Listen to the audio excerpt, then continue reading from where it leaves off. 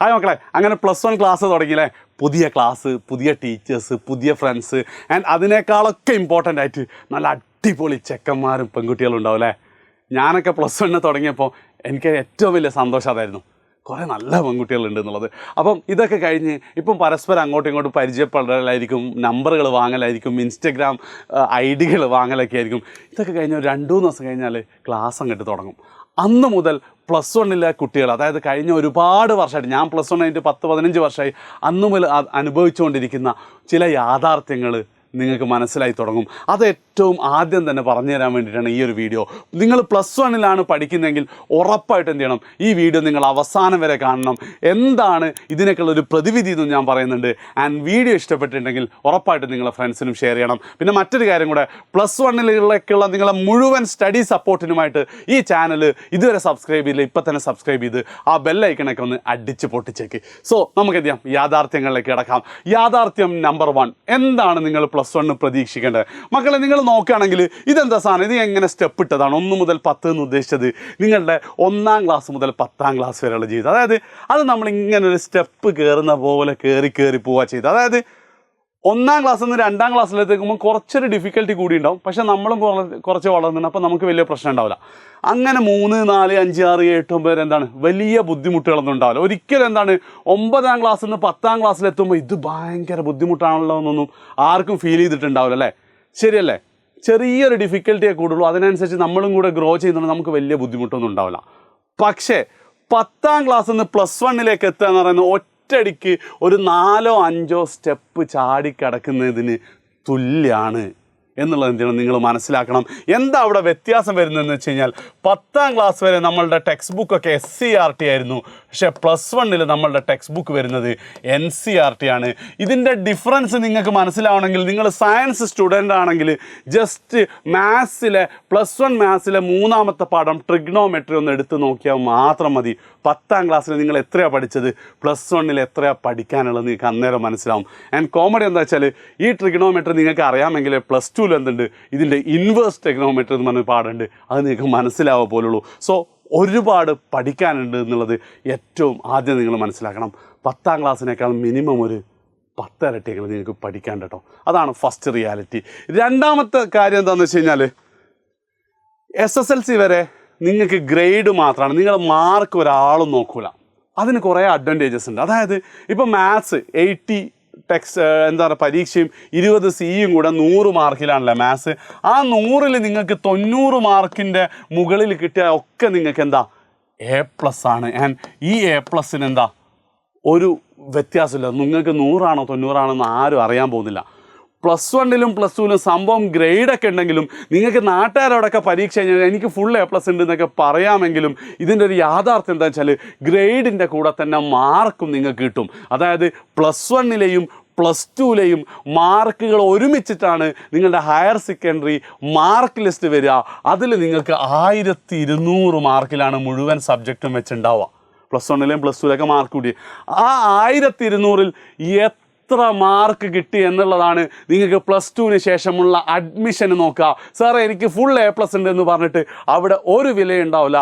So ഓരോ മാർക്കും എന്താണ് ഇമ്പോർട്ടൻ്റ് ആണ്. +1 +2 എത്തിക്കഴിഞ്ഞാൽ അഡ്മിഷന് മാത്രമല്ല, ഇപ്പം നിങ്ങൾക്ക് മെഡിക്കൽ എൻട്രൻസ് നീറ്റ് എഴുതിയിട്ട് ഡോക്ടർ ആവണം, അല്ലെങ്കിൽ JEE എഴുതി IITയിലോ NITയിലോ പഠിക്കണം എന്നൊക്കെ നിങ്ങൾ ആഗ്രഹിക്കുന്നുണ്ടെങ്കിൽ, കേരളത്തിലെ ടോപ്പ് കോച്ചിങ് സെൻറ്റേഴ്സ് എജ്യൂപോർട്ട് അടക്കം എന്താണ് ഈ 1200ൽ 1200 മാർക്ക് വാങ്ങിയ കുട്ടികൾക്ക് ഫുള്ള് ഫ്രീ ആണ്, ഹോസ്റ്റൽ അടക്കം. പക്ഷേ 1199 നിങ്ങളെ മാർക്കെങ്കിൽ നിങ്ങൾ ട്യൂഷൻ ഫീ ഒക്കെ ഫ്രീ ആണ്, ഹോസ്റ്റൽ ഫീ അടക്കണം. അതായത് ഏകദേശം 10,000 രൂപ വെച്ച് ഒരു 11 മാസം നിങ്ങൾക്ക് ഈ ഒരൊറ്റ മാർക്ക് കൊണ്ട് നഷ്ടം. സോ അത്ര മാത്രം ഇമ്പോർട്ടൻ്റ് ആണ് നിങ്ങളുടെ +1 +2ലെ ഓരോ മാർക്കും എന്നുള്ളത് നിങ്ങൾ ഏറ്റവും ഫസ്റ്റ് തന്നെ മനസ്സിലാക്കണം കേട്ടോ. പിന്നെ മാത്സ് ബേസിക്സിൻ്റെ കാര്യം. മാത്സ് ബേസിക്സ് എന്ന് പറയുന്നത് ഇത്രയും കാലം നിങ്ങൾക്ക് മാത്സിന് മാത്രമേ ആവശ്യം ഉണ്ടായിരുന്നുള്ളൂ ഒരു പരിധി വരെ.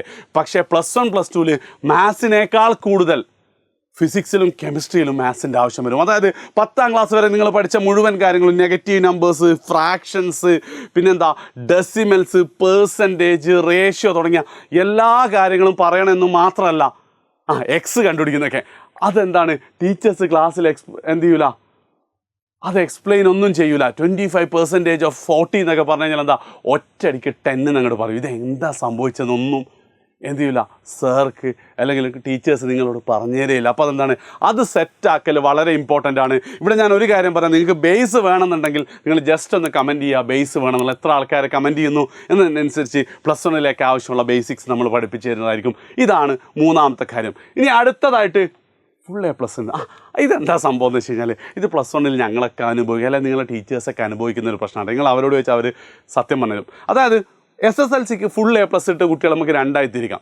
ഒന്നാമത് തുടക്കം മുതലേ നന്നായി പഠിക്കുന്ന, നമ്മളൊക്കെ തമാശക്ക് പഠിപ്പിസ്റ്റെന്ന് വിളിക്കുന്ന പക്ഷേ നല്ല മക്കൾ പഠിപ്പിസ്റ്റുകളാണ്, അവർ ഫുൾ A+ കിട്ടിയിട്ടുണ്ടാവും. പിന്നെ മറ്റൊരു കൂട്ടരെന്ന് പറയുന്നത് തുടക്കത്തിലൊക്കെ ഉഴപ്പി അവസാനത്തെ എന്താ ഒരു ജനുവരി മുതലൊക്കെ നന്നായിട്ട് അങ്ങ് പഠിച്ചിട്ട് ഫുൾ A+ വാങ്ങിയ ആൾക്കാരുണ്ടാവും, സ്മാർട്ട് ഗൈസ് അല്ലേ. അപ്പം ഈ രണ്ടാൾക്കാർക്കും +1 എത്തുമ്പോൾ ഭയങ്കര പ്രശ്നമുണ്ട്. ഈ പഠിപ്പിസ്റ്റുകളുടെ പ്രശ്നം എന്താണോ, അവർ SSLCക്ക് മാത്രമല്ല ഫുൾ A+, അവർ LKG മുതൽ അല്ലെ 1ാം ക്ലാസ് മുതൽ സ്കൂൾ തുടങ്ങി അന്ന് മുതൽ ഫുൾ മാർക്ക് 1 മാർക്ക് 2 മാർക്ക് മാത്രം പോയിക്കൊണ്ടിരിക്കുന്ന കുട്ടികളാണ്. പക്ഷേ നിങ്ങൾ +1 കഴിഞ്ഞിട്ട് കെമിസ്ട്രിയിൽ ഒരു ഫസ്റ്റ് ചാപ്റ്റർ ഉണ്ട്, some basic concept of chemistry. ആ ഫസ്റ്റ് ചാപ്റ്ററിൻ്റെ പരീക്ഷ കഴിഞ്ഞപ്പോൾ എൻ്റെ ക്ലാസ്സിലെ നസീഹ എന്ന് പറഞ്ഞ കുട്ടി ഭയങ്കര പഠിപ്പിച്ചു, ഇങ്ങനെ ഉണ്ട കണ്ണടയൊക്കെ വെച്ചിട്ടുള്ള അവൾ ഭയങ്കര കരച്ചിലായിരുന്നു. കാരണം അവൾക്ക് 20-ലാകെ 3 മാർക്ക് കിട്ടിയിട്ടുള്ളൂ. അവിടെ എൻ്റെ ജീവിതത്തിൽ എനിക്ക് ഇത്രയും കുറവ് മാർക്ക് കിട്ടിയില്ല, വീട്ടിൽ എനിക്ക് പോയിക്കൂടാന്നൊക്കെ പറഞ്ഞല്ലോ, ഈ പ്രശ്നം ഉണ്ടാവും. അതായത് നിങ്ങൾ ഇത്രയും കാലം നന്നായി പഠിച്ചാൽ പോലും +1 ആദ്യത്തെ 1-2 മാസങ്ങൾ എന്തായിരിക്കും നിങ്ങൾക്കും ബുദ്ധിമുട്ടായിരിക്കും. പക്ഷെ നിങ്ങളതങ്ങോട്ട് ആക്സെപ്റ്റ് ചെയ്യുക, ശരിയായിക്കോളൂ എന്ന് നിങ്ങൾ വിചാരിക്കണം. അതേപോലെ തന്നെ ഈ സ്മാർട്ട് ഗൈസ് ഉണ്ടല്ലോ, അവസാനം പഠിച്ചാൽ എന്ത് ചെയ്യില്ല, നിങ്ങൾക്ക് ഫുൾ A+ പോലും കിട്ടൂല കേട്ടോ. ഞാൻ റിയാലിറ്റി പറയാണ്. നിങ്ങൾക്കൊരു 80% മാർക്കൊക്കെ മതിയെങ്കിൽ നിങ്ങൾ അവസാനമൊക്കെ പഠിച്ചാൽ മതി. അല്ലെങ്കിൽ എന്ത് ചെയ്യണം, അല്ലെങ്കിൽ നിങ്ങൾ നന്നായിട്ട് തുടക്കം മുതലേ പഠിക്കണം. SSLCക്ക് എന്താ അത് മതിയായിരുന്നു. അതായത് ഇങ്ങനെ കരുതിയാൽ മതി, നിങ്ങളിപ്പോൾ 5s ഫുട്ബോളിൽ നിങ്ങൾ ഭയങ്കര സ്റ്റാറൊക്കെ ആയിരിക്കും, പക്ഷേ എന്താണ് ഏറ്റവും വലിയ ഗ്രൗണ്ടിൽ 11s കളിക്കുന്ന ഗ്രൗണ്ട് ചിലപ്പോൾ നിങ്ങൾക്ക് എന്ത് ചെയ്യാനാവില്ല, അത്ര നല്ല പെർഫോമൻസ് എടുക്കാൻ പറ്റില്ല. കാരണം എന്താ, അവിടെ നിങ്ങളെ സ്റ്റാമിനയ്ക്ക് വളരെ ഇമ്പോർട്ടൻസ് ഉണ്ട്, വെറും സ്കില്ല് മാത്രം പോരാ. അതേപോലെ തന്നെ എന്താണ്, നിങ്ങൾ തുടക്കം മുതൽ പഠിക്കുക എന്നുള്ളതിൽ ഏറ്റവും ഇമ്പോർട്ടൻ്റ് എന്നുള്ളത് നിങ്ങൾ എന്ത് ചെയ്യണം, മനസ്സിലാക്കണം. ആൻഡ് അഞ്ചാമതായിട്ടും അവസാനമായിട്ടും എനിക്ക് നിങ്ങളോട് പറയാനുള്ളത്, നേരത്തെ പറഞ്ഞ കാര്യം തന്നെയാണ്, ലാസ്റ്റ് മിനിറ്റ് പ്രിപ്പറേഷൻ നടക്കൂലടാ. അതിപ്പോൾ പാസ്സാവാനാവണമെങ്കിൽ പോലും. അതായത് നിങ്ങൾ മനസ്സിലാക്കണം, 10ാം ക്ലാസ്സിൽ വല്ല അസുഖം കാരണം പരീക്ഷ എഴുതാൻ പറ്റാത്ത ബാക്കി എല്ലാ കുട്ടികളും ജയിച്ചിട്ടുണ്ട്. പരീക്ഷ എഴുതി എല്ലാവരും ജയിച്ചിട്ടുണ്ട് എന്ന് തന്നെ പറയാം അല്ലേ, ശരിയല്ല? നിങ്ങളുടെ ക്ലാസ്സിലൊക്കെ അങ്ങനെ തന്നെയല്ലേ ഉണ്ടാവുക.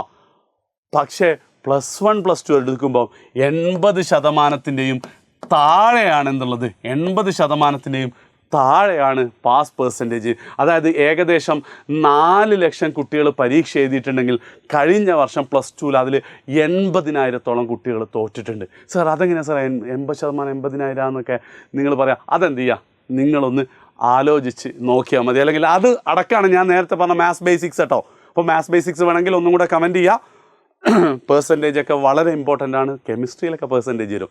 അപ്പോൾ എന്താണ്, അത് നിങ്ങൾ എപ്പോഴും മനസ്സിലാക്കണം. തോറ്റുപോയ ഒരുപാട് കുട്ടികളുണ്ട്, ഇപ്പോഴും കരയുന്ന മക്കളുടെ, ഒന്നും സീരിയസ് ആയിട്ട് ഇത് തുടക്കത്തിൽ എനിക്ക് ആരെങ്കിലും പറഞ്ഞു തന്നിരുന്നെങ്കിൽ എന്നുള്ളത്. അപ്പം അതുകൊണ്ട് എന്ത് ചെയ്യണം, നിങ്ങൾ തുടക്കം മുതലേ പഠിക്കുക എന്നുള്ളത് വളരെ ഇമ്പോർട്ടൻ്റ് ആയിട്ടുള്ളൊരു കാര്യമാണ്. ആൻഡ് ഇതിനൊക്കെ ഈ പ്രശ്നങ്ങൾക്കൊക്കെ എന്താ സാറേ സൊല്യൂഷൻ എന്ന് വെച്ചാൽ, ഇപ്പം എനിക്ക് നിങ്ങളോട് പറയാനുള്ള ഒരൊറ്റ സൊല്യൂഷൻ മാത്രമാണ്, കൺസിസ്റ്റൻ്റായിട്ട് എന്ത് ചെയ്യുക, നിങ്ങൾ വർക്ക് ചെയ്യുക മക്കൾ. അതായത് നിങ്ങൾ സ്കൂളിൽ പോകുന്നുണ്ടെങ്കിൽ നിങ്ങളൊരു ബേസിക് ഉത്തരവാദിത്തമാണെന്ത്, വൈകുന്നേരം വീട്ടിൽ വന്നിട്ട് ഒരു 2 മണിക്കൂർ നിങ്ങൾ പഠിക്കുക എന്നുള്ളത്. ഈ പഠിക്കാൻ ഉദ്ദേശിക്കുന്ന ഹോംവർക്ക് ചെയ്യലൊന്നല്ല കേട്ടോ, അല്ലാതെ ക്ലാസ്സിലെടുക്കുന്നതാവാം. ഇനിയിപ്പോൾ നിങ്ങൾ ഓൺലൈൻ ട്യൂഷൻ ചേർന്ന് അല്ലെങ്കിൽ ഓഫ്ലൈൻ ട്യൂഷൻ ചേർന്ന് എന്താണെങ്കിലും എന്ത് ചെയ്യുക, അത് വെച്ചിട്ട് കുറച്ച് നേരം നിങ്ങളൊന്ന് പഠിക്കണം. ഇനി എവിടെയും ചേർന്നിട്ടില്ലെങ്കിലും ക്ലാസ്സിലെടുത്ത പാഠം ഒന്ന് യൂട്യൂബിൽ, ഇപ്പോൾ മാത്സിലെ ഫസ്റ്റ് പാഠം സെറ്റ്സ് എജ്യൂപോർട്ട് റിവിഷൻ എന്ന് കൊടുത്തു കഴിഞ്ഞാൽ വളരെ കൃത്യമായിട്ട് ഞാൻ തന്നെ എടുത്ത ക്ലാസ് നിങ്ങൾക്ക് കാണാൻ പറ്റും. അങ്ങനെ എന്ത് ചെയ്യണം, ഒരു 2 മണിക്കൂർ തുടക്കം മുതലേ പഠിക്കുന്നത് എന്ത് ചെയ്യുക, നിങ്ങൾ ഹാബിറ്റാക്കുക. ഈ ഹാബിറ്റിന് കുറേ പ്രശ്നങ്ങളുണ്ട്, ചിലപ്പോൾ നിങ്ങൾക്ക് ഒന്നും മനസ്സിലാവാത്ത പ്രശ്നങ്ങളും കാര്യങ്ങളൊക്കെ ഉണ്ടാവും. പക്ഷെ നിങ്ങൾ എന്നാലും സാരമില്ല എന്താ, ഒരു 2 മണിക്കൂർ ഡെയിലി ഞാൻ പഠിക്കുന്നുള്ളത് നിങ്ങളൊന്ന് ആലോചിക്കുക, ഒന്ന് പ്ലാൻ ചെയ്യുക. അതുമാത്രമാണ് ഇപ്പം നിങ്ങൾ ചെയ്യേണ്ടത്. അങ്ങനെയാണെങ്കിൽ നിങ്ങളുടെ ഭാവി എന്താണ്, ഒരിക്കലും ഒരു പ്രശ്നം ഉണ്ടാവില്ല.